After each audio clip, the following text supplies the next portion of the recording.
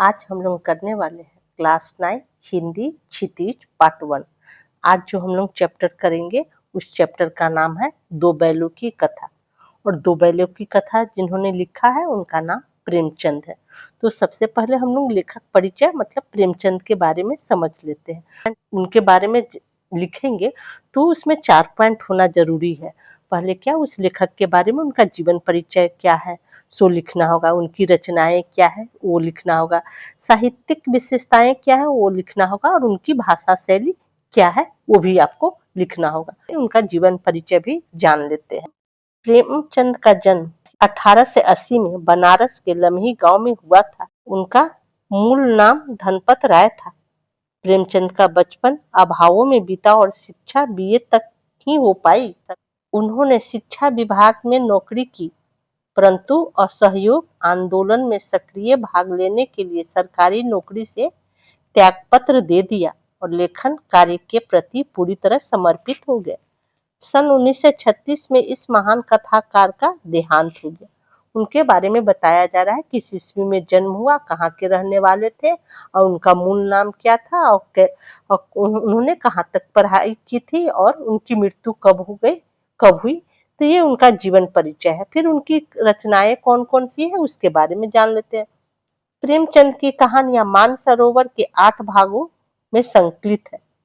सेवा सदन, प्रेमाश्रम, रंगभूमि, कायाकल्प, निर्मला, गबन, कर्मभूमि, गोदान उनके प्रमुख उपन्यास हैं। उन्होंने हंस, जागरण, माधुरी आदि पत्रिकाओं का संपादन भी किया। कथा साहित्य के अतिरिक्त प्रेमचंद ने निबंध एवं अन्य प्रकार का गद्य लेखन भी प्रचुर मात्रा में किया। प्रेमचंद साहित्य को सामाजिक परिवर्तन का सशक्त माध्यम मानते थे। उन्होंने जिस गांव और शहर के परिवेश को देखा और जिया उसकी अभिव्यक्ति उनके कथा साहित्य में मिलती है। किसानों और मजदूरों की दयनीय स्थिति, दलितों का शोषण, समाज में स्त्री की दुर्दशा और स्वाधीनता आंदोलन आदि उनकी रचनाओं का मूल विषय है। मतलब उनका क्या क्या जो लिखते थे वो किस किस टॉपिक पर लिखते थे, तो किसानों और मजदूरों सबका जो दयनीय हालत रहता था उसके बारे में लिखते थे। फिर दलितों सबका शोषण होता था उस पर भी वो लिखे हैं।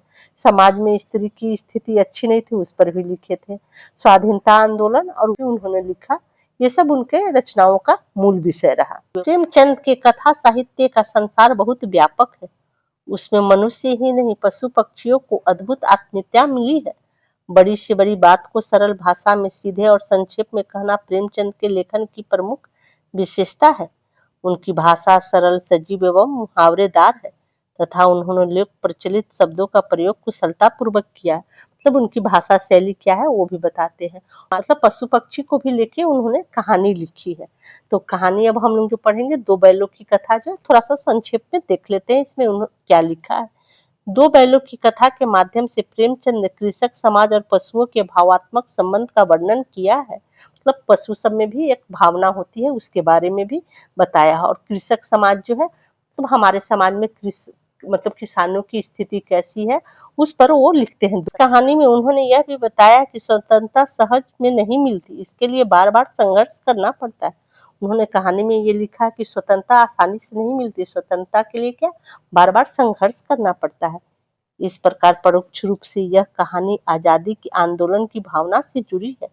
इसके साथ ही इस कहानी में प्रेमचंद ने पंचतंत्र और हितोपदेश की कथा परंपरा का उपयोग और विकास भी किया है। अब हम लोग शुरू करेंगे चैप्टर को पढ़ना। तो चैप्टर शुरू करने से पहले हम लोग थोड़ा सा शब्द अर्थ समझ लेते हैं जिससे कि चैप्टर को समझने में आसानी होगी। पहले दर्जे का बेवकूफ का मतलब होता है महामूर्ख। निरापद सुरक्षित को बोलते हैं। सहिष्णुता सहनशीलता को बोलते हैं। कुलेल कीड़ा या खेल को बोलते हैं कुलेल। जीत तोड़कर मतलब दिल लगाकर। गम खाना चुपचाप कष्ट सह लेना। ईंट का जवाब पत्थर से देना। जोरदार प्रतिक्रिया करना। मिसाल उदाहरण को बोलते हैं। बछिया के ताऊ मतलब मूर्ख को बोलते हैं। पछाई पालतू पशुओं की एक नस्ल होती है उसे पछाई बोलते हैं। चौकस मतलब सावधान या चौकन्ना होना। नाद पशुओं के चारे की जगह जिसमें पशु का चारा दिया जाता है उसमें पशु खाते हैं। विग्रह लड़ाई को बोलते हैं। धौल धप्पा स्नेहवश एक दूसरे को चपत लगाना, अभिनंदन पत्र, स्वागत के लिए पत्र, मनोहर मनभावन को बोलते हैं। नमक हराम, स्वामी के एहसान भूलकर विरोध में काम करने वाले को। प्रतिवाद, विरोध करना। टिटकार, मुंह से निकलने वाला टिक टिक की आवाज। ऐंठ कर रह जाना, मन का विद्रोह प्रकट न कर पाना। मसल हत मतलब उचित। थान, पशुओं की बांधने की जगह को बोलते। आहट लेना, किसी के आने की टोह लेना। आरजू, विनती करना या कामना करना, जिसे रिक्वेस्ट बोलते हैं। 9 2 11 होना, भागना। जान हथेली पर रहना, प्राण संकट में डालना। तिरस्कार करना, फटकार लगाना या किसी की उपेक्षा करना। ग्रास कौर को बोलते हैं। कांजी हाउस, मवेशी खाना या जहां लावारिस पशुओं को बंद किए जाने का स्थान हो। बाड़ा, चार दीवारी से घिरा हुआ एक खुला स्थान होता है, उसे बाड़ा बोलते हैं। बूता बल को बोलते हैं। खलबली मचना मतलब अफरा तफरी मचाना। मरम्मत होना, पिटाई होना। मृतक, मरे हुए। अंतर्ज्ञान, भीतरी ज्ञान। दिल कांपना मतलब डर जाना। पागुर करना, जुगाली करना। बोटी बोटी कांपना, अंग अंग कांपना। खेर, समूह को बोलते हैं। चपल, चुस्त को बोलते हैं। पूर चलाना मतलब रहट चलाना। नगीच, नजदीक को बोलते हैं। उन्मत्त, पागल को बोलते हैं। नीलाम, बोली बोलकर खरीदना होता है, उसे नीलाम बोलते हैं। अख्तियार, अधिकार। उत्साह मतलब उत्साह को बोलते हैं। तो अब हम लोग शुरू करेंगे चैप्टर को पढ़ना। दो बैलों की कथा। इसमें लेखक जो है सो दो बैलों की कथा में हीरा मोती के माध्यम से यह बताना चाह रहे हैं कि यह कहानी जो है सो स्वतंत्रता, साहस और मित्रता के महत्व पर प्रकाश डालती है। दो बैल जो है सो अपनी स्वतंत्रता के लिए किस प्रकार साहस भरे काम करते हैं और दोनों के मित्रता मतलब दोनों में कितनी घनिष्ठता है वो भी बता रहे हैं। व्यक्ति को अपनी स्वतंत्रता के लिए संघर्ष करना चाहिए और अपनी भावना को दबाना नहीं चाहिए। यह कहानी हमें यह भी सिखाती है कि जानवर भी अपने मन से प्रेम करते हैं, उन्हें भी खुशी का अधिकार है।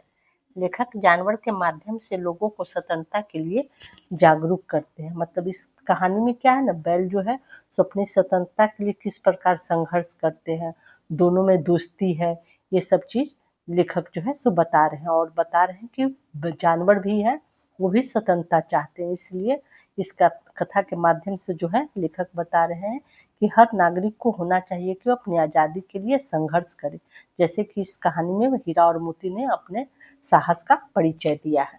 जानवरों में गधा सबसे ज्यादा बुद्धिहीन समझा जाता है। जब हम किसी आदमी को पहले दर्जे का बेवकूफ कहना चाहते हैं तो उसे गधा कहते हैं। गधा सचमुच बेवकूफ है या उसके सीधेपन, उसकी निरापद सहिष्णुता ने इसे यह पदवी दे दी है, इसका निश्चय नहीं किया जा सकता। गायें सींग मारती है, ब्याई हुई गाय तो अनायास ही सींगने का रूप धारण कर लेती है। कुत्ता भी बहुत गरीब जानवर है, लेकिन कभी कभी उसे भी क्रोध आ जाता है, किंतु गधे को कभी क्रोध करते नहीं सुना न देखा। जितना चाहो गरीब को मारो, चाहे जैसी खराब सड़ी हुई घास सामने डाल दो, उसके चेहरे पर कभी असंतोष की छाया भी न दिखाई देगी। बैसाख में चाहे एक आध बार कुलेल कर देता हो, पर हमने तो उसे कभी खुश होते नहीं देखा। उसके चेहरे पर एक विषाद अस्थायी रूप से छाया रहता है। सुख दुख हानि लाभ किसी भी दशा में उसे बदलते नहीं देखा। ऋषि मुनियों के जितने गुण हैं वे सभी उसमें पराकाष्ठा को पहुंच गए हैं, पर आदमी उसे बेवकूफ कहता है। अब इसमें लेखक जो है सो क्या बता रहे हैं, गधा के बारे में बता रहे हैं कि जानवरों में सबसे कम बुद्धि वाला उसे समझा जाता है, और जब किसी आदमी को मतलब बेवकूफ कहा जाता है तो उसका तुलना उसे गधा से किया जाता है। अब गधा सही में बेवकूफ है या उसका सीधापन है, इसी वजह से मतलब उसमें इतना सहने की शक्ति है, इसलिए उसे ये पदवी दे दिया गया है, पहले दर्जे का जो है बेवकूफ कहा जाता है। तब यहाँ तक कि गाय भी है, जानवर में गाय भी सींग मारती है। यहाँ तक कि कहा जाता है कि जो गाय ब्याई हुई होती है, मतलब जो उस गाय का छोटा बच्चा होता है, वो तो एकदम खूंखार शेरनी की तरह, सिंगनी की तरह होती है। तब उसको कोई अगर उसके बच्चा को टच करे तो वो उस पर मतलब हमला कर देती है। कुत्ता भी ऐसा जानवर है कि उसे भी गुस्सा आता है, लेकिन क्या लेखक कह रहे हैं, लेकिन गधा ऐसा है जिसे कि कभी गुस्सा नहीं आता, चाहे उसे जितना भी मारो, चाहे जो भी करो, सरा गला खाने को दे दो, फिर भी उसके चेहरा पे असंतोष ही दिखाई देता है। बैसाख का महीना आता है तो एक दो बार वो कुलेल कर लेता है, मतलब कूद फान लेता है, खेल लेता है, तो उसमें कितने में खुश हो जाता है। ये सारा गुण कहा जाता है कि ऋषि मुनि में ही देखा जाता है, जितना कि एक गधा में होता है। तो गर्मी हो चाहे जो हो, चाहे उस पर पत्थर मारे, कोई आदमी से भला बुरा करे, तो ऋषि मुनि पर कोई असर नहीं होता है। तो गधा को भी मतलब लेखक जो है सो उसी दर्जे में रखते हैं कि ऋषि मुनि जैसा उसमें गुण भरा है। मतलब गुणों का इतना अनादर कहीं नहीं देखा, मतलब उसमें इतना सारा सही में गुण होता है, फिर भी सब उसे गधा को बुद्धिहीन भी समझते हैं। कदाचित सीधापन संसार के लिए उपयुक्त नहीं है। मतलब कहने का क्या मतलब है, सीधापन होना मतलब संसार के लिए सही नहीं, सब उसका मजाक उड़ाते हैं। देखिए ना भारतवासियों को अफ्रीका में क्या दुर्दशा हो रही है। क्यों अमेरिका में उन्हें घुसने नहीं दिया जाता, बेचारे शराब नहीं पीते, 4 पैसे कुछ समय के लिए बचा कर रखते हैं, जी तोड़कर काम करते, किसी से लड़ाई झगड़ा नहीं करते, 4 बातें सुनकर गम खा जाते, फिर भी बदनाम है। कहा जाता है वे जीवन के आदर्श को नीचा करते हैं। अगर वे भी ईंट का जवाब पत्थर से देना सीख जाते तो शायद सभ्य कहलाने लगते। जापान की मिसाल सामने है, एक ही विजय ने उसे संसार की सभ्य जातियों का गण्य बना दिया। लेकिन गधे का एक छोटा भाई और भी है, जिससे जो उससे कम ही गधा है, और वह है बैल। अब गधे का मतलब छोटा भाई बैल को कहा गया है, मतलब कहा जा रहा है गधा से थोड़ा सा वो समझदार है, इसलिए कहा जा रहा है कि वो गधा का छोटा भाई है।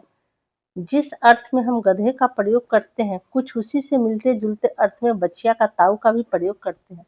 तो हम लोग किसी चीज में कहते हैं ना गधा हो, तो वैसे ही बहुत लोग इसका मतलब बैल का भी प्रयोग उसी रूप में करते हैं, गधे के रूप में। यहाँ तक कि उसे क्या कहते हैं, बछिया का ताऊ कह के भी उसका लोग प्रयोग करते हैं। कुछ लोग बैल को ज्यादा बेवकूफों में सर्वश्रेष्ठ कहेंगे। मतलब बैल ऐसा है कि ज्यादा बेवकूफों में अगर कोई थोड़ा सा बुद्धिमान है तो वो कौन सा है, वो बैल को ही माना जाता है। मगर हमारा विचार ऐसा नहीं है, बैल कभी कभी मारता भी है, कभी कभी अड़ियल बैल भी देखने में आता है। लेखक कह रहे हैं लेकिन उनका ऐसा सोचना नहीं, बैल जो है सो कभी कभी मारता भी है, कभी कभी अड़ियल भी हो जाता है, मतलब जिद पर भी आ जाता है, और भी कई रीतियों से अपना असंतोष प्रकट कर देता है, और कई तरीकों से अपना दिखलाता है कि वो गुस्सा में है, असंतोष का भावना वो दिखलाता है। अतएव उसका स्थान गधे से नीचा है। मतलब कहने का गधा जो है सो ऊपर में आता है, और बैल जो है उससे थोड़ा सा नीचे में आता है। झूरी काची के दोनों बैल के नाम थे हीरा और मोती, दोनों पछाई जाति के थे। तो पछाई एक जाति होता है बैल, गाय बैल का, तो उसी जाति के वो दोनों बैल थे, एक का नाम था हीरा और मोती। देखने में सुंदर, काम में चौकस, दिल में ऊंचे, बहुत दिनों साथ साथ रहते रहते दोनों में भाईचारा हो गया, मतलब दोस्ती हो गया। दोनों आमने सामने या आसपास बैठे हुए एक दूसरे से मुख भाषा में विचार विनिमय करते थे। मुख मतलब चुपचाप, जो मतलब आवाज सुनाई नहीं देता है, हाव भाव से एक दूसरे से वो विचार विमर्श करते थे। एक दूसरे की मन की बात कैसे समझ जाते थे हम नहीं कह सकते। अवश्य ही उनमें कोई ऐसी गुप्त शक्ति थी जिससे जीवों में श्रेष्ठता का दावा करने वाला मनुष्य वंचित है। दोनों एक दूसरे को चाट कर सूंघ कर अपना प्रेम प्रकट करते, कभी कभी दोनों सींग भी मिला लिया करते थे। विग्रह के नाते से नहीं, मतलब गुस्सा से नहीं, अलग होने के लिए नहीं, मतलब लड़ाई के लिए नहीं, दोस्ती के नाते वो लोग क्या करते थे, कभी कभी दोनों अपना सींग मिला लिया करते थे, केवल विनोद के भाव से। मतलब विनोद मतलब खुशी के भाव से, आत्मीयता के भाव से, जैसे दोस्तों में घनिष्ठता होती है, जैसे धौल धप्पा होने लगता है। इसके बिना दोस्ती कुछ फुसफुसी, कुछ हल्की सी रहती है, जिस पर ज्यादा विश्वास नहीं किया जा सकता। जिस वक्त ये दोनों बैल हल या गाड़ी में जोत दिए जाते और गर्दन हिला हिलाकर चलते, उस वक्त हर वक्त एक की यही चेष्टा थी कि ज्यादा से ज्यादा बोझ मेरी ही गर्दन पर है। अब हल जोतने के लिए इन लोगों का प्रयोग किया जाता था, तो दोनों बैलों का कोशिश क्या होता था, ज्यादा उन्हीं के कंधे पर है। मतलब वो दोनों चाहते थे कि किसी पर भार न पड़े, मतलब वो उसका भार वो खुद अपने ऊपर लेना चाहते थे। दिन भर के बाद दोपहर या संध्या को दोनों खुलते तो एक दूसरे को चाट चूट कर अपनी थकान मिटा लिया करते। नाद में खली भूसा पड़ जाने के बाद दोनों साथ उठते, साथ नाद में मुंह डालते और साथ ही बैठते। एक मुंह हटा लेता तो दूसरा भी हटा लेता था। दोनों एक दूसरे का साथ देते थे, चाहे बैठने में, खाने पीने में। अगर एक खाता तो दूसरा भी खाता था, एक नहीं खाता तो दूसरा भी नहीं खाता था। एक नाद में मुंह डालता तो दूसरा भी डालता, अगर वो नहीं हटा लेता तो दूसरा भी हटा लेता था। मतलब इन दोनों बैलों में बहुत ज्यादा दोस्ती थी। संयोग की बात, झूरी ने एक बार गोई को ससुराल भेज दिया। मतलब बैलों को क्या मालूम वे क्यों भेजे जा रहे हैं, समझे मालिक ने हमें बेच दिया। अब एक बार क्या हुआ ना कि झूरी जो है सो दोनों बैलों को अपने ससुराल भेज दिया। लेकिन दोनों बैलों को क्या पता कि झूरी के मतलब वो ससुराल जा रहा है। उसे लगा कि उसका मालिक जो झूरी है सो उसे बेच दिया। अपनों यूं बेचा जाना उन्हें अच्छा लगा या बुरा कौन जाने, पर झूरी के साले गया को घर तक गोई ले जाने में दांतों पर सीना आ गया। अब झूरी के घर जो है सो झूरी जो है अपने दोनों बैलों को गोई के साथ भेजता है अपने साला के घर में। लेकिन जब गोई जो है उस दोनों बैल को ले जा रहा था, उसे बहुत मेहनत करना पड़ा। पी, पीछे से हाँकता तो दोनों दाएं बाएं भागते, पगहिया पकड़कर आगे से खींचता तो दोनों पीछे की ओर जोर लगाते, मारता तो दोनों सींग के नीचे करके हुक्कारते। अगर ईश्वर ने उन्हें वाणी दी होती तो झूरी से पूछते, तुम हम गरीबों को क्यों निकाल रहे हो? हमने तो तुम्हारी सेवा करने में कोई कसर नहीं उठा रखी। अगर इतनी मेहनत से काम न चलता था तो और काम ले लेते। हमें तो तुम्हारी चाकरी में मर जाना कबूल था। हमने कभी दाने चारे की शिकायत नहीं की। तुमने जो कुछ खिलाया वह सिर झुका कर खा लिया। फिर तुमने हमें इस जालिम के हाथ क्यों बेच दिया? अब हीरा और मोती सोच रहे थे कि मालिक उनके साथ ऐसा व्यवहार क्यों किए, क्यों बेच दिए। मालिक जैसा करते थे वो लोग तो उसी में खुश रहते थे। तो आपस में वो दोनों इस प्रकार से सोच रहे थे कि मालिक जो है सो हमारे साथ ऐसा व्यवहार क्यों किया, जालिम के हाथे हमें क्यों बेच दिया। संध्या समय दोनों बैल अपने नए स्थान पर पहुंचे। दिन भर के भूखे थे, लेकिन जब नाद में लगाए गए तो एक ने भी उसमें मुंह न डाला। दिल भारी हो रहा था। जिसे उन्होंने अपना घर समझ रखा था वो आज उनसे छूट गया था। यह नया घर, नया गांव, नए आदमी उन्हें बेगाने से लगते थे। दोनों अपनी मुख भाषा में सलाह की, एक दूसरे की कनखियों से देखा और लेट गए। जब गांव में सोता पड़ गया तो दोनों ने जोर मारकर पगहे तुरा डाले और घर की तरफ चले। पगहे बहुत मजबूत थे, अनुमान न हो सकता था कि कोई बैल उन्हें तोड़ सकेगा, पर इन दोनों में इस समय दूनी शक्ति आ गई थी। एक दूसरे के झटके में रस्सियां टूट गई। जब उन्हें वो वहां पहुंचते हैं तो रात में ये क्या करते हैं, दोनों बैल शक्ति लगा के पगहा को तोड़ लेते हैं और वहां से भाग जाते हैं। और झूरी प्रातः काल सोकर उठा तो देखा कि दोनों बैल चरनी पर खड़े हैं। दोनों की गर्दन में आधा आधा गराव लटक रहा है, घुटने तक पांव कीचड़ से भरे हैं और दोनों की आंखों में विद्रोह में स्नेह झलक रहा था।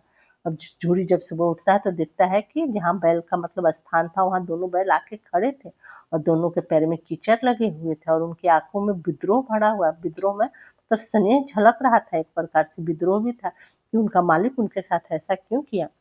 झूरी बैलों को देखकर स्नेह से गदगद हो गया, दौड़कर उन्हें गले लगा लिया। प्रेमालिंगन और चुंबन का वह दृश्य बड़ा ही मनोहर था। घर और गांव के लड़के जमा हो गए, तालियां बजा बजा कर उनका स्वागत करने लगे। गांव के इतिहास में यह घटना अभूतपूर्व न होने पर भी महत्वपूर्ण थी। बाल सभा ने निश्चय किया दोनों पशु वीरों को अभिनंदन पत्र देना चाहिए। कोई अपने घर से रोटियां लाया, कोई गुड़, कोई चोकर, कोई भूसी। अब गांव के लड़के बहुत खुश हो गए कि वाह, ये दोनों बैल जो है तो कितना साहस वाला काम किए, तोड़ के वहां से भागा है, रस्सी तोड़ के भागा है। दोनों पशु जो है सो वीर है, इन्हें अभिनंदन पत्र देना चाहिए। खुशी से कोई बच्चा अपने घर से रोटी लाता है, कोई गुड़ लाता है, कोई चोकर भूसी लाकर उसे खिलाता है। एक बालक ने कहा, ऐसे बैल किसी के पास न होंगे। दूसरे ने समर्थन किया, इतनी दूर से दोनों अकेले चले आए। तीसरा बोला, बैल नहीं, वे उस जन्म के आदमी हैं। इसका प्रतिवाद करने का किसी को साहस न हुआ, मतलब इसका बात काटने को किसी का हिम्मत नहीं हुआ कि बैल का इतना तारीफ हो रहा था। झूरी की स्त्री ने बैलों को द्वार पर देखा तो जल उठी, बोली, कैसा नमक हराम बैल है कि एक दिन वहां काम न किया, भाग खड़े हुए। झूरी अपने बैलों पर यह आक्षेप न सुन सका। नमक हराम क्यों है? चारा दाना न दिया होगा तो क्या करते? स्त्री ने रूप के साथ कहा, बस तुम ही तो बैलों को खिलाना जानते हो, और तो सभी पानी पिला पिला कर रखते हैं। झूरे ने चिढ़ाया, चारा मिलता तो क्यों भागते? स्त्री चिढ़ी, भागे इसलिए कि वे लोग तुम जैसे बुद्धुओं की तरह बैलों को सहलाते नहीं, खिलाते हैं तो रगड़ कर जोतते भी हैं। ये दोनों ठहरे काम चोर, भाग निकले। अब देखो कहाँ से खली और चोकर मिलता है।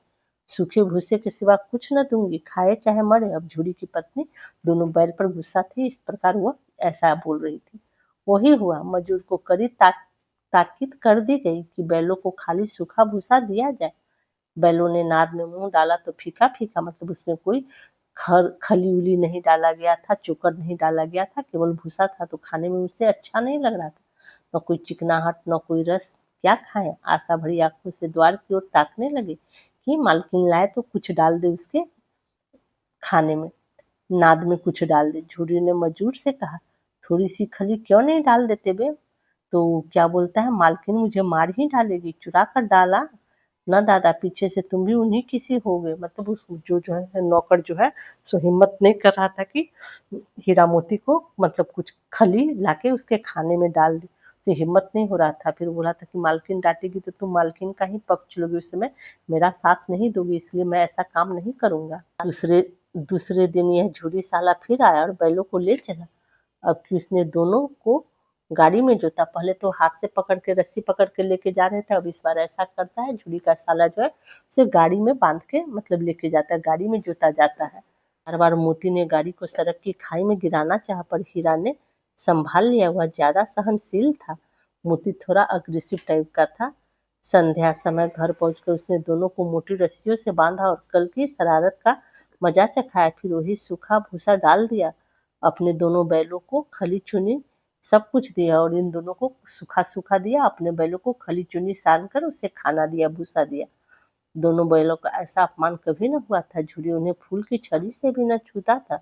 उसकी टिटकार पर दोनों उड़ने लगते थे। यहाँ मार पड़ी, आहत सम्मान का की व्यथा तो थी, उस पर मिला सूखा भूसा। नाद की तरफ आंखें तक न उठाई। दूसरे दिन गया ने बैलों को हल में जोता, पर इन दोनों ने जैसे पाँव न उठाने की कसम खा ली थी। वह मारते मारते थक गया, पर दोनों ने पाँव न उठाया। एक बार जब उस निर्दयी ने हीरा की नाक पर खूब डंडे जमाए तो मोती को गुस्सा काबू के बाहर हो गया, हल लेकर भागा। हल, रस्सी, जुआ जोत सब टूट टाट कर बराबर हो गया। गले में बड़ी बड़ी रस्सियां न होती तो दोनों पकड़ाई में न आते।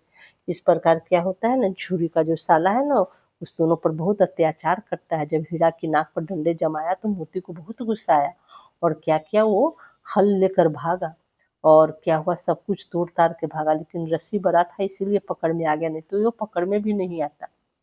हीरा ने मूक भाषा में कहा, भागना व्यर्थ है। मोती ने उत्तर दिया, तुम्हारी तो इसने जान ही ले ली थी, अब की बड़ी मार पड़ेगी। पड़ने दो, बैल का जन्म लिया है तो मार से कहाँ तक बचेंगे। गया दो आदमियों के साथ दौड़ा आ रहा है, दोनों के हाथों में लाठियां है। मोती बोला, कहो तो दिखा दूं कुछ मजा, मैं भी लाठी लेकर आ रहा है। हीरा ने समझाया, नहीं भाई खड़े हो जाओ, मुझे मारेगा तो मैं भी एक दो को गिरा दूंगा। अब गया का जो दो आदमी है सो लाठी लेके इन दोनों को मारने आ रहा था, तो दोनों आपस में बात कर रहे थे कि कहो तो एक दूसरे को गिरा देता हूँ। नहीं, हमारी जाति का यह धर्म नहीं है। हीरा मोती को बोलता है कि हमारी जाति का यह धर्म नहीं कि हम लोग मारपीट करें। मोती दिल में अटक कर रह गया। गया आ पहुंचा और दोनों को पकड़ कर ले चला। कुशल हुई कि उसने उस वक्त मारपीट न की, नहीं तो मोती भी पलट पड़ता। उसके तेवर देख कर गया और उसके सहायक समझ गए कि इस वक्त टाल जाना ही मसलहत है। अब गया के दोनों आदमी को लगा कि मोती को देखे तो लगा कि मोती बहुत गुस्सा में है, अगर उसे मारा जाएगा तो वो बहुत गुस्सा करेगा, इसलिए उस पर किसी प्रकार का अत्याचार नहीं करता है, मारता पीटता नहीं है, चुपचाप उसे लाके इस पर बांध देता है। आज दोनों के सामने फिर वही सूखा भूसा लाया गया, दोनों चुपचाप खड़े रहे। घर के लोग भोजन करने लगे। उस वक्त छोटी सी लड़की दो रोटियां लिए निकली और दोनों के मुंह में देकर चली गई। उस एक रोटी से इसकी भूख तो क्या शांत होती, पर दोनों के हृदय को मानो भोजन मिल गया। यहाँ भी किसी सज्जन का वास है। लड़की भैरों की थी, उसकी माँ मर चुकी थी। सौतेली माँ उसे मारती रहती थी, इसलिए उन बैलों ने से उसे एक प्रकार की आत्मीयता हो गई थी। छोटी सी लड़की जो थी सो भैरों की बेटी थी और वो क्या करती है, बैल के लिए रोटी लाती है, उसकी माँ नहीं थी, तो बैलों से उस प्रकार एक प्रकार का आत्मीयता हो गया था, उससे लगाव हो गया था।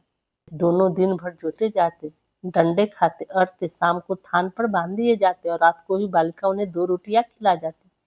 प्रेम की इस प्रसाद की यह बरकत थी कि दो दो गाल सूखा भूसा खाकर भी दोनों दुर्बल न होते थे, मगर दोनों की आंखों में रोम रोम में विद्रोह भरा हुआ था। एक दिन मोती ने मुख भाषा में कहा, अब तो नहीं सहा जाता हीरा, क्या करना चाहते हो? एक कांध को सींगों से उठाकर फेंक दूंगा, लेकिन जानते हो वह प्यारी लड़की जो हमें रोटियां खिलाती है उसी की लड़की है, जो इस घर की मालिक है। यह बेचारी अनाथ हो जाएगी। तो मालकिन को न फेंक दूं, वही तो उस लड़की को मारती है। लेकिन औरत जात पर सींग चलाना मना है, यह भूल जाते हो।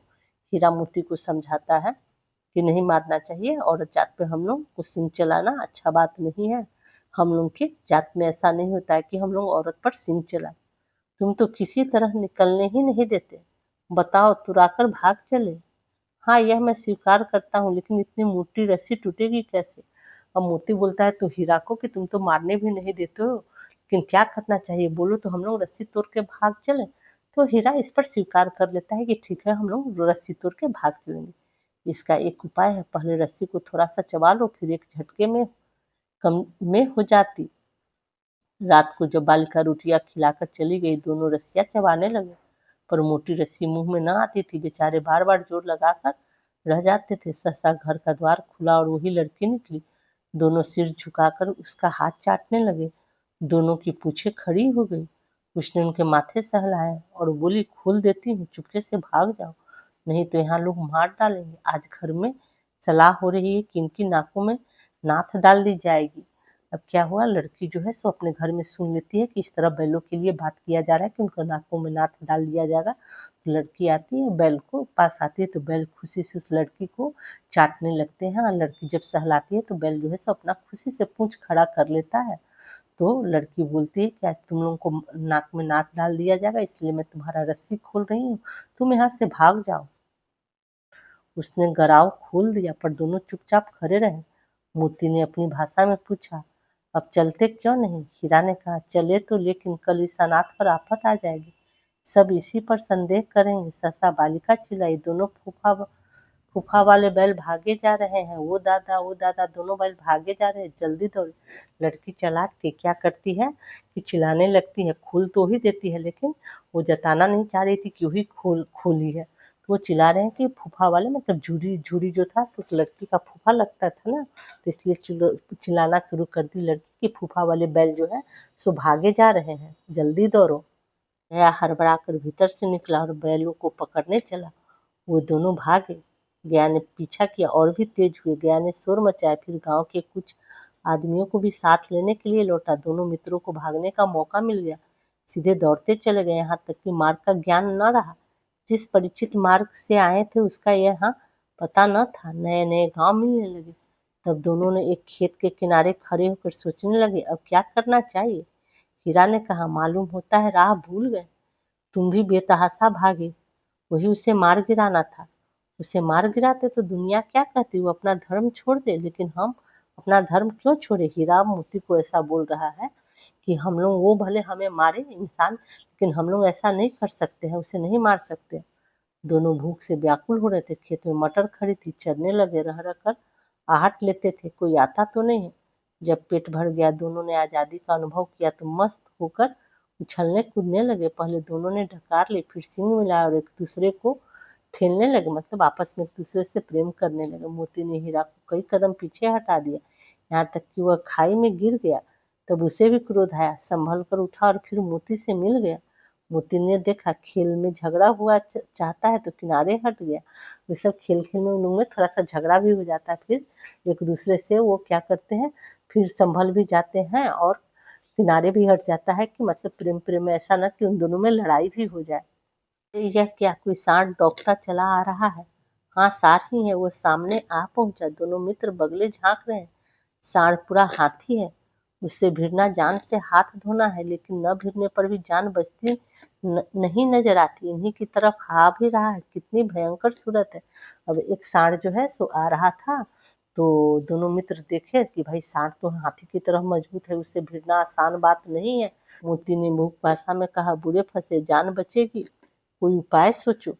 हीरा ने चिंतित स्वर में कहा, अपने घमंड में भूला हुआ है, आज भी विनती न सुनेगा, भाग क्यों न चले। अब हीरा मोती को ऐसा लगने लगा सांड जो है सो अपने घमंड में है, आ रहा है, और उससे कितना भी हम लोग निवेदन करेंगे कि हमें न मारे तो वो सुनेगा नहीं। तो भागना कायरता है, तो फिर यहीं मरो। बंदा तो 9 2 11 होता है, और जो दौड़ाए तो फिर कोई उपाय सोचो जल्द। उपाय यही है कि उस पर दोनों जने एक साथ चोट करें, मैं आगे से रगेदता हूँ, तुम पीछे से रगेदो। दोहरी मार पड़ेगी तो भाग खड़ा होगा। मेरी ओर झपटे, तुम बगल से उसके पेट में सिंग घुसेड़ देना। जान जोखिम में है, पर दूसरा उपाय नहीं है। आपस में दोनों सोचने लगे कि कैसे उस पर आक्रमण करना है। दोनों मित्र जान हथेलियों पर लेकर लपके। सांड को भी संगठित शत्रुओं से लड़ने का तजुर्बा न था, वो तो एक शत्रु से मल्लयुद्ध करने का आदी था। ज्यों ही हीरा पर झपटा, मोती ने पीछे से दौड़ाया। सांड उसकी तरफ मुड़ा तो हीरा ने रगेदा। सांड चाहता था कि एक एक करके दोनों को गिरा ले, पर ये दोनों भी उस्ताद थे, उसे यह अवसर न देते थे। एक बार सांड झल्लाकर हीरा का अंत कर देने के लिए चला कि मोती के बगल से आकर पेट में सींग भोंक दिया। सांड क्रोध में आकर पीछे फिरा तो हीरा ने दूसरे पहलू से सींग चुभो दिया। आखिर बेचारा जख्मी होकर भागा और दोनों मित्रों ने दूर तक उसका पीछा किया, यहाँ तक कि सांड बेदम होकर गिर पड़ा। तब दोनों ने उसे छोड़ दिया। दोनों मित्र विजय के नशे में झूमते चले जाते थे। मोती ने अपनी सांकेतिक भाषा में कहा, मेरा जी तो चाहता था कि बच्चा को मार ही डालो, मतलब सांड के बारे में बोल रहा है।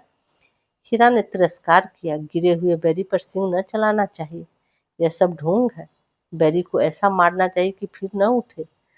मोती बोल रहा है कि मतलब दुश्मन को ऐसे मारना चाहिए कि फिर उठे ना।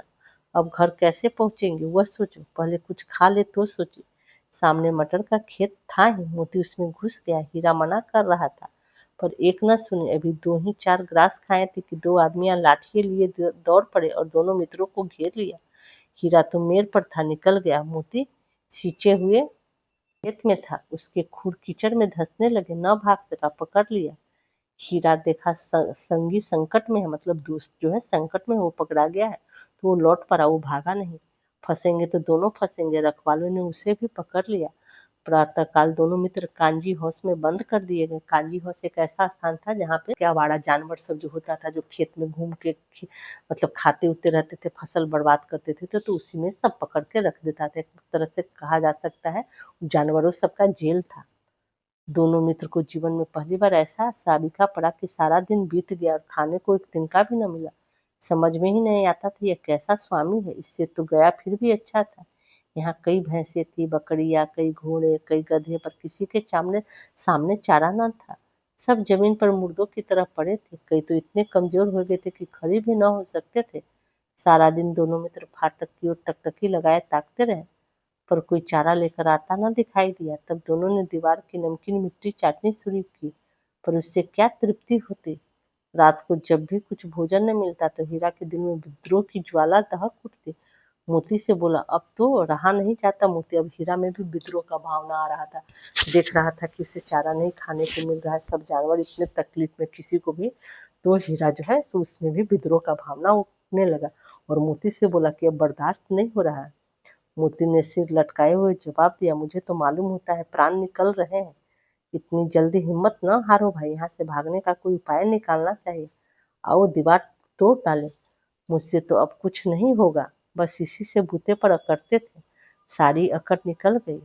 बाड़ी की दीवार कच्ची थी, हीरा मजबूत तो था ही, अपने नुकीले सींग दीवार में गड़ा दिया और जोर मारा तो मिट्टी का एक चिपड़ निकल आया। फिर तो उसका साहस बढ़ा, उसने दौड़ दौड़ कर दीवारें पे चोटें की और हर चोट में थोड़ी थोड़ी मिट्टी गिराने लगा। उसी समय कांजी हाउस का चौकीदार लालटेन लेकर जानवरों की हाजिरी लेने निकला। हीरा का उजड़पन देखकर उसे ने कई डंडे रस्सी दिए और मोटी सी रस्सी में बांध दिया। मोती ने पड़े पड़े कहा, आखिर मार खाई, क्या मिला? अपने बूते भर जोर तो मार दिया, ऐसा जोर मारना किस काम का कि और बंधन में पड़ जाए। जोर तो मारता ही जाऊंगा, चाहे कितने ही बंधन पड़ते जाए, जान से हाथ धोना पड़ेगा। कुछ परवाह नहीं, यो भी तो मरना ही है। सोचो दीवार खुद जाती तो कितनी जानें बच जाती। इतने भाई यहाँ बंद है, किसी की देह में जान नहीं है। 2-4 दिन और यही हाल रहा तो सब मर जाएंगे। मतलब हीरा मोती को ऐसा लग रहा था कांजी हाउस में जितने जानवर सब है कमजोर है, अगर वो दीवार तोड़ डालेंगे तो क्या होगा, सारे जानवर तो स्वतंत्र हो जाएंगे ना, तो वहां से भाग जाएंगे। अगर नहीं ऐसा कर पाते हैं तो लगता है 2-4 दिन में सारे जानवर जो है सो मर जाएंगे। हाँ यह बात तो अच्छे तो है, अच्छा तो ला फिर मैं भी जोर लगाता हूँ। मोती ने भी दीवार में उसी सींग मारा, थोड़ी सी मिट्टी गिरी और फिर हिम्मत बढ़ी। फिर तो वह दीवार में सींग लगाकर इस तरह जोर करने लगा मानो किसी प्रतिद्वंदी से लड़ रहा है, और मोती भी ऐसा करने लगा, दीवार पे मारने लगा। आखिर कोई 2 घंटे की जोर आजमाई के बाद दीवार ऊपर से लगभग 1 हाथ गिर गई। उसने दूनी शक्ति से दूसरा धक्का मारा तो आधी दीवारें गिर पड़ी। दीवार का गिरना था कि अधमरे से पड़े हुए सभी जानवर चेत उठे। तीनों घोड़ियां सरपट भाग निकली, फिर बकरियां निकली, इसके बाद भैंसें भी खिसक गई, पर गधे अभी तक ज्यों के त्यों खड़े थे। सभी जानवर से वहां से भागने लगे दीवार टूटने के बाद, लेकिन गधा ऐसा था कि वो भागा नहीं, वहीं पे खड़े रहे। हीरा ने पूछा, तुम दोनों क्यों नहीं भाग जाते? एक गधे ने कहा, जो कहीं फिर पकड़ लिए जाए। तो फिर उन लोगों को संदेह था कि अगर पकड़ लिए जाएंगे तो फिर तो यहीं लाके बांध देगा ना, ऊपर से पिटाई भी होगी, तो क्या हर्ज है, अभी तो भागने का अवसर है, हमें तो डर लगता है, हम यहीं पड़े रहेंगे, गधा बोलता है। आधी रात से ऊपर जा चुकी थी, दोनों गधे अभी तक खड़े सोच रहे थे कि भागे क्यों ना भागे, और मोती अपने मित्र की रस्सी तोड़ने में लगा हुआ था। जब वह हार गया तो हीरा ने कहा, तुम जाओ, मुझे यहीं पड़ा रहने दो, शायद कहीं भेंट हो जाए। मोती ने आंखों में आंसू लाकर कहा, तुम मुझे इतने स्वार्थी समझते हो हीरा, हम और तुम इतने दिनों तक साथ रहे, आज तुम विपत्ति में पड़ गए तो मैं अलग तुम्हें छोड़कर अलग हो जाऊं। मोती आंख में आंसू लाके कहता है हीरा को, क्या तुम इतना मुझे स्वार्थी समझ रहे हो कि मैं तुम्हें छोड़कर चला जाऊंगा, जब हम दोनों एक साथ रहे तो तुम्हें विपत्ति में मैं कैसे छोड़ सकता हूँ। हीरा ने कहा, बहुत मार पड़ेगी, लोग समझ जाएंगे यह तुम्हारी शरारत है। मोती गर्व से बोला, जिस अपराध के लिए तुम्हारे गले में बंधन पड़ा, उसके लिए अगर मुझ पर मार पड़े तो क्या चिंता, इतना तो हो ही गया कि 9-10 प्राणियों की जान बच गई, वे सब तो आशीर्वाद देंगे। यह कहते हुए मोती ने दोनों गधों को सींगों से मारकर बाड़े के बाहर निकाला, तब अपने बंधु के पास आकर सो रहा। भोर होते ही मुंशी और चौकीदार तथा अन्य कर्मचारियों में कैसी खलबली मची, इसके लिखने की जरूरत नहीं है। लेखक बोल रहे हैं मतलब मुंशी और चौकीदार में खलबली मच गया, तो इतना वो लोग परेशान हो गए कि मतलब लेखक बोल रहे हैं कि मतलब लिखने की जरूरत नहीं, आप पढ़िए, इसी से समझ जाइए इस बात को। बस इतना ही काफी है कि मोती की खूब मरम्मत हुई, मतलब पिटाई हुई, और उसे मोटी रस्सी में बांध दिया गया। एक सप्ताह तक दोनों मित्र वहीं बंधे पड़े रहे, किसी ने चारे का एक तृण भी न डाला। हाँ, एक बार पानी दिखा दिया जाता था, यही उनका आधार था। दोनों इतने दुर्बल हो गए थे, कमजोर हो गए थे कि उठा तक न जाता था, ठठरिया निकल गई थी, मतलब कंकाल दिख रहा था, हड्डी हड्डी उनका दिख रहा था। एक दिन बाड़े के सामने डूंगी बजने लगी, दोपहर होते होते वहां 50-60 आदमी जमा हो गए। तब दोनों मित्र निकाले गए और उनकी देखभाल होने लगी। लोग आकर उनकी सूरत देखते और मन फीका करके चले जाते।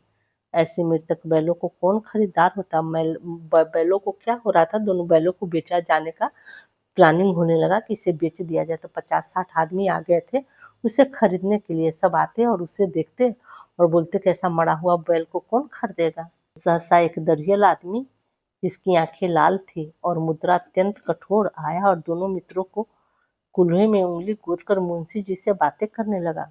उसका चेहरा देखकर अंतर्ज्ञान से दोनों मित्रों का दिल कांप उठे उस दरियल को देख के।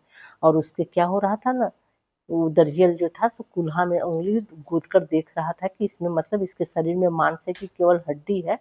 तो उन लोगों का मन जो है, दोनों का बैल का जो दिल है सो कांपने लगा कि आखिर ये बूढ़ा क्या चाहता है, वह कौन है और उन्हें क्यों टटोल रहा है। इस विषय में उन्हें कोई संदेह न हुआ। दोनों ने एक दूसरे को भीत नेत्रों से देखा और सिर झुका लिया।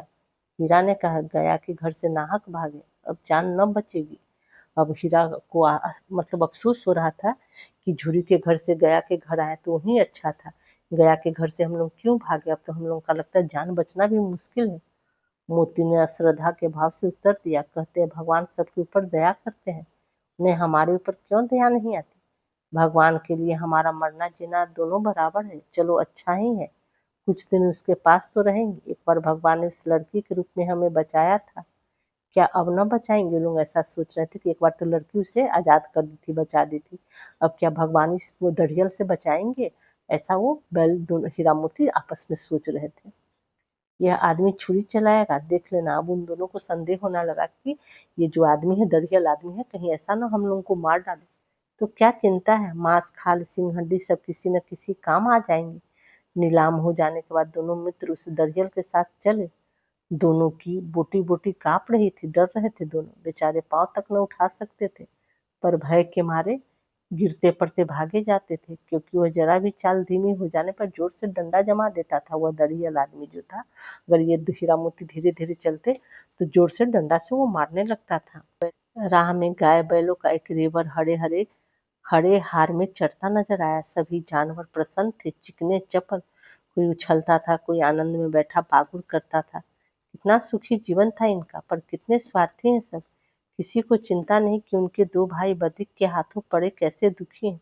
सब जानवर अपने अपने में थे, तो हीरा मोती को लग रहा है कि सब आनंद में है, कोई पागुर कर रहा है। फिर उन्हें लग रहा था वो जानवर सभी कितने स्वार्थी, लोगों को नजर नहीं आ रहा कि हम दोनों किसी के हाथों पड़े हैं, मतलब बंधे हुए हैं, तो हम पर किसी का ध्यान नहीं जा रहा, कितने स्वार्थी हैं। सहसा दोनों को ऐसा मालूम हुआ कि वो परिचित रहा है।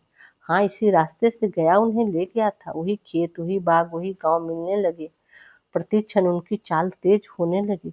सारी थकान, सारी दुर्बलता गायब हो गई। आह, यह लो अपना ही हार आ गया। इसी कुएं पर हम पूर चलाने आया करते थे। यही कुआं है। मोती ने कहा, हमारा घर नगीच आ गया, मतलब नजदीक आ गया। हीरा बोला, भगवान की दया है, मैं तो अब घर भागता हूँ, वह जाने देगा? इसे मैं मार गिराता हूँ। नहीं नहीं, दौड़कर थान पर चलो। आपस में दोनों बोले कि इसे मार कर हम लोग चले। तो फिर बोलता है, नहीं नहीं नहीं, हम लोग दौड़ के ही अपने थान, मतलब उनका जो रहने का स्थान था, वहां पर चलते हैं। वहां से हम आगे न जाएंगे। दोनों उन्मत्त होकर बछड़ों की भांति कुलेल करते हुए घर की ओर दौड़े। दोनों मतलब जो थे सो बछड़ा सब, जैसे छोटा बच्चा सब कैसे कुलेल करता है, मतलब खेलता कूदता है, इस प्रकार वो दोनों खेलते कूदते मतलब उछलने कूदने लगे और दौड़ते हुए अपने स्थान की ओर भागे। वह हमारा थान है, मतलब उनका स्थान था। दोनों दौड़कर अपने थान पर आए, खड़े हो गए। दरियल भी पीछे पीछे दौरा चलाता था। झूरी द्वार पर बैठा धूप खा रहा था। बैलों को देखते ही दौरा उन्हें बारी बारी से गले लगाने लगा। मित्रों की आंखों से आनंद के आंसू बहने लगे। एक झूरी का हाथ चाट रहा था। दरियल ने आकर बैलों की रस्सियां पकड़ ली। झूरी ने कहा, मेरे बैल है। तुम्हारे बैल कैसे? मैं मवेशी खाने से निनाम लिए आता हूँ। मैं तो समझा हूँ चुराए लिए आते हूँ। चुपके से चले जाओ, मेरे बैल है। मैं बेचूंगा तो बिकेंगे, किसी को मेरे बैल नीलाम करने का क्या अधिकार है? अब झूरी बोल रहा है दरियल को।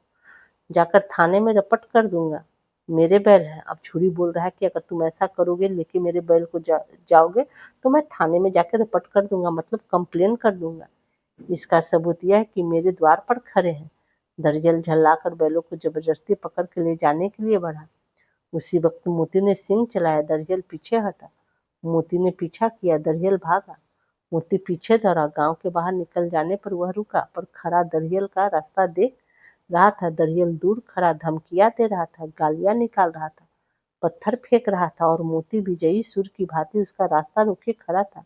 गांव के लोग यह तमाशा देखते थे और हंसते थे। और दरियल हार कर चला गया तो मोती ये करता हुआ लौटा। हीरा ने कहा, मैं डर रहा था कि कहीं तुम गुस्से में आकर मार न बैठो। अगर वह मुझे पकड़ता तो मैं बेमारे न छोड़ता। अब ना आएगा, आएगा तो दूर से ही खबर लूंगा। देखो कैसे ले जाता है। जो गोली मरवा दे, मर जाऊंगा पर उसके काम तो ना आऊंगा। हमारी जान को कोई जान ही नहीं समझता, इसलिए कि हम इतने सीधे हैं। अब दोनों हीरा मोती आपस में बोल रहे हैं कि हमारी जान का कोई वैल्यू नहीं करता है, इसलिए कि हम लोग इतने सीधे हैं। जरा देर में नादों में खली, भूसा, चोकर और दाना भर दिया गया। हीरा मोती के लिए उसके नाद में खाना दिया गया और दोनों मित्र खाने लगे। झूरी खड़ा दोनों को सहला रहा था। बीसों लड़के तमाशा देख रहे थे। सारे गांव में उत्साह सा मालूम हो रहा था, मतलब उत्साह लग रहा था कि हीरा मोती लौट आए। उसी समय मालकिन ने आकर दोनों के माथे चूम लिए। और उस समय मालकिन आती है, दोनों हीरा मोती का माथा चूम लेती है कि उनका बैल जो है सो वापस लौट के आ गया। इस प्रकार ये चैप्टर यहीं पर समाप्त होता है। लेकिन इस चैप्टर को पढ़ने से क्या पता चलता है कि इस कहानी में स्वतंत्रता, साहस और मित्रता को बताया गया है। हर व्यक्ति को अपनी स्वतंत्रता के लिए संघर्ष करना चाहिए, जैसे कि हीरा मोती अपनी स्वतंत्रता के लिए संघर्ष की, और अपनी भावना को दबाना नहीं चाहिए।